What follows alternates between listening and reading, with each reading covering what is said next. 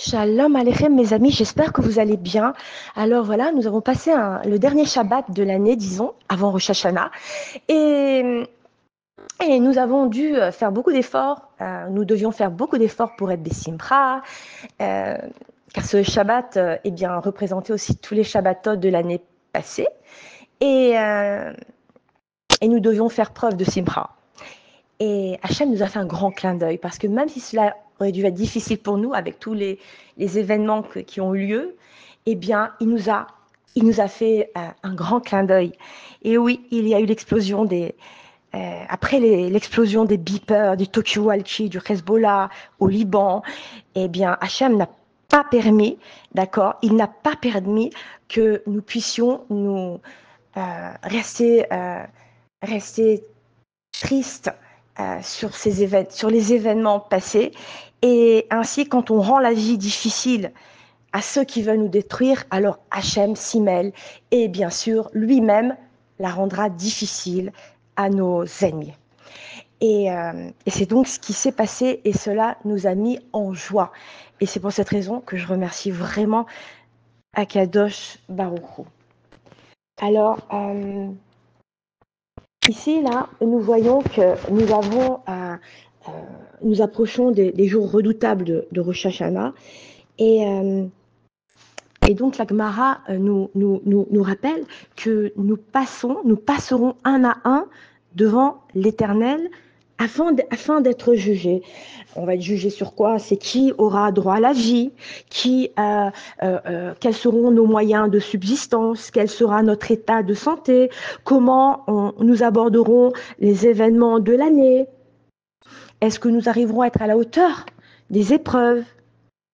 Comment nous accomplirons notre avodat Hashem dans la joie ou pas? Et quelle sera notre dvékout avec Hashem, notre proximité avec Akadosh Baruch Hu, notre créateur? Et donc, oui, nous devons donc, bien pour cette raison, tout faire pour revenir à Hashem. Et il convient donc, en ces derniers jours-là, juste avant Rosh Hashanah, eh bien, de revenir vers Hashem de tout notre cœur, de toute notre âme. Et donc, nous devons préparer un plan et un projet de vie nouvelle qu'on soumet à Hachem chaque jour. On fait le vidouille, on regrette nos fautes, on demande à Hachem, bien sûr, de nous pardonner, de faire l'amnistie de toutes nos fautes et de tous les décrets qui seraient, chasé shalom, dressés contre nous.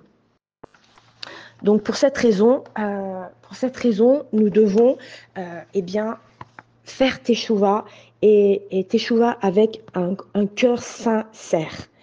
Et nous voyons dans la Parashat Azinu que pour surmonter les épreuves redoutables de la fin des temps, nous devons nous concentrer sur 4 points principaux. Alors, le premier point, c'est l'étude de la Torah, c'est-à-dire on doit fixer un temps d'étude. D'accord, et donc un temps d'étude veut dire ne rien avoir à côté de nous, ne pas avoir de téléphone et rien d'autre, mais seulement se concentrer, d'accord? Et cela est très très important. Et ainsi Hachem, la Torah va nous protéger. La deuxième chose, c'est la tfila. Ça veut dire la tfila, la prière, et il faudra prier avec, de préférence, c'est bien d'aller à la synagogue si on peut, mais en tout cas, voilà, en minyan, si on peut, d'accord, mais avec un cœur entier, d'accord, et beaucoup de concentration.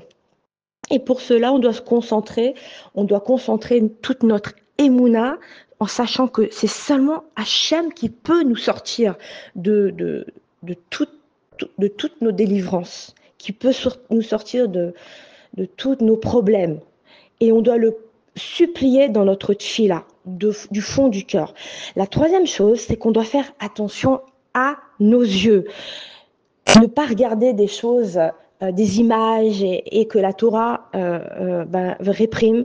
Et parce qu'aujourd'hui, on est vraiment agressé par les médias, par les pubs, et c'est très difficile donc de baisser les yeux bien souvent. Et on doit les baisser pour se préserver.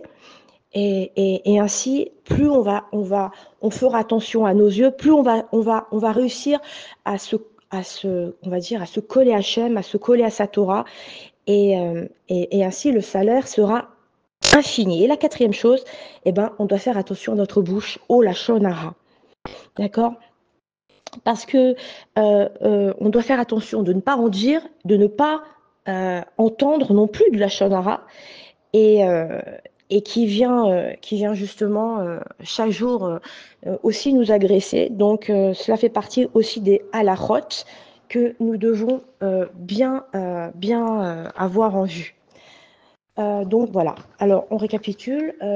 Ces quatre choses sont l'étude de la Torah, la tfila, faire attention à nos yeux et faire attention à notre bouche. Et ainsi, Bezrat Hashem, on verra de nos yeux de chair, eh bien, la Géoula. C'est ce que je nous souhaite à tous.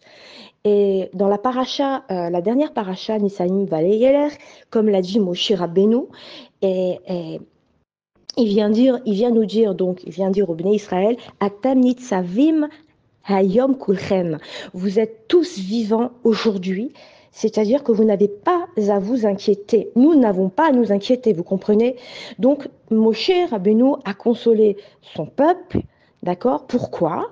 Parce que lorsque le peuple a entendu toutes les malédictions, alors, eh bien, eh bien, les bénis Israël, ils ont eu peur. Et nous aussi, nous devons ancrer cette crainte du ciel, cette irat shamaim. Et quand nous ancrons, nous arrivons à ancrer cette peur, cette irat shamaim, et aussitôt après, bien sûr, en ancrant cette peur, nous allons arriver à Vat Hashem, bien sûr, alors nous aussi, eh bien, nous mériterons justement d'être en vie, de rester en vie. Nous faisons notre vidouille, parce que lorsqu'on se juge, alors Hachem, il nous jugera avec miséricorde. Et nous serons bien en vie pour accueillir notre juste Mashiach. D'accord? Donc, c'est très, très important, avant Rosh Hashanah, de continuer à parler avec Papa, avec Hachem. De la même façon que Yehoshua bin Nun a succédé, il y a eu une passation de donation de Moshe Rabbeinu à son élève Yehoshua bin Nun, parce qu'en fait, il avait beaucoup d'humilité. Ça a été son successeur, en fait, parce que c'était une personne qui avait beaucoup de modestie aussi. Et à tous les moments de sa vie, il recherchait la gloire d'Hachem. Il a diffusé sur la terre, il a diffusé autour de lui l'amour envers Hachem et non son honneur à lui. Il a été fidèle à Moshe. C'est pour cette raison qu'il a pu être le successeur de Moshe. Il a été fidèle à Moshe. D'accord? Il bougeait pas de sa tente. Et il étudiait la Torah en attendant le retour de son maître. D'accord? Et de la même façon, quand le peuple s'est perverti à travers la faute du Het à égal, la faute du veau d'or. D'accord? Donc, pour cette raison, nous devons, nous aussi, être modestes, étudier, faire attention à nous effacer, à baisser la tête, à ne pas avoir d'ego.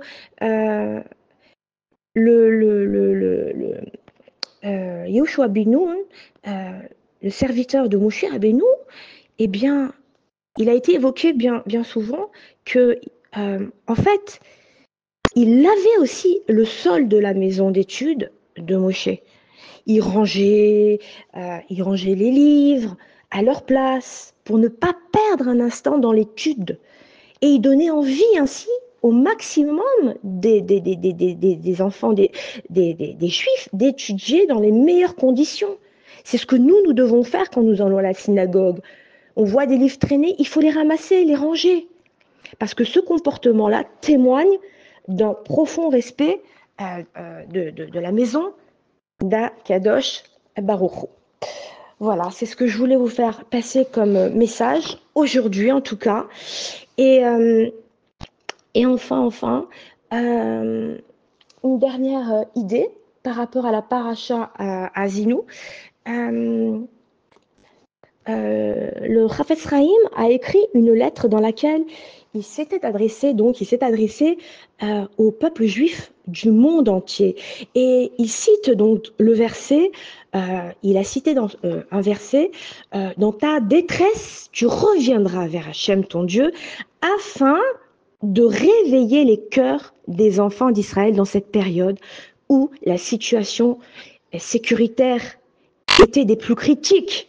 D'accord? Et on le voit entre les pogroms d'ex-URSS, la recrudescence de l'antisémitisme et tous les événements que nous avons vécus, notamment le 7 octobre. D'accord?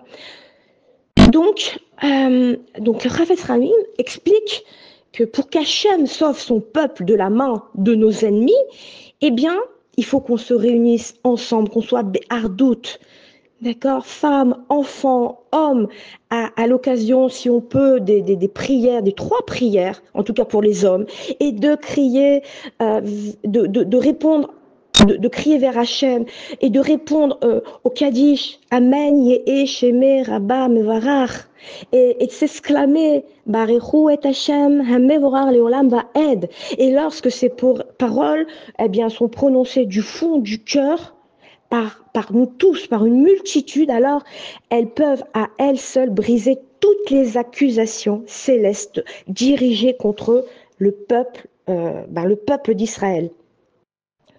Donc, on a bien compris qu'il est important de nous renforcer donc dans l'étude de la Torah, de continuer malgré les difficultés que nous avons traversées.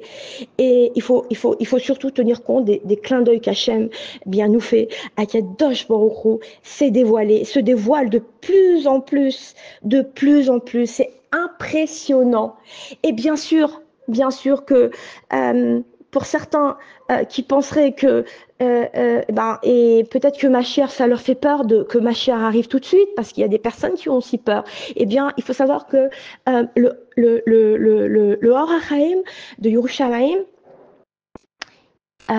il dit que il faut pas craindre d'être prêt à recevoir le Mashiach.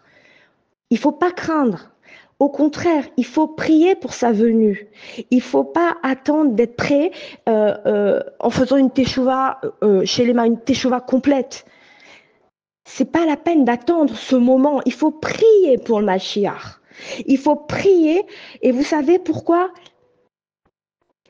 Eh bien, parce que si nous, on n'est pas prêt à recevoir Mashiach parce qu'on pense qu'on n'est pas prêt, eh bien, il faut savoir que tant qu'Hachem ne nous a pas délivrés, eh bien, la Shérina, la présence divine, elle est en exil. Hachem, il souffre, sa Shérina souffre terriblement. Hachem, il pleure de voir la situation spirituelle de la génération. Il voit que ses enfants sont pas toujours, c'est vrai, ils sont pas toujours à l'ordre du jour, dans la tsniout notamment. Et bon, c'est vrai qu'il y a des choses qu'on continue de voir, par exemple, dans tous les coins du monde, sur les plages mixtes, que ce soit dans le sud de la France, que ce soit à Tel Aviv ou ailleurs, hein. Et donc, même malgré ça, on ne doit pas souhaiter que Mashiach n'arrive pas parce qu'on n'est pas prêt. Non, c'est pas comme ça qu'il faut prier. Au contraire, on doit attendre Mashiach tous les jours. D'accord? Et celui qui l'attend chaque jour, alors il aura le mérite de le voir de ses yeux de chair. D'accord? Et on doit penser avant tout à Hachem. Et on doit espérer assister prochainement au dévoilement de sa royauté. On doit prier pour que tous les Bnei Israël fassent teshuva et qu'on puisse tous être prêts à recevoir, notre juste Mashiach. Voilà. Donc, écoutons aussi donc la voix du Chafetz Chaim et faisons attention à notre bouche, étudions la Torah, faisons attention d'être be'ardout. Et ainsi, nous mériterons la rédemption finale, Bezrat Hashem. C'est ce que je nous souhaite. à tous, à toutes. Kol Tov.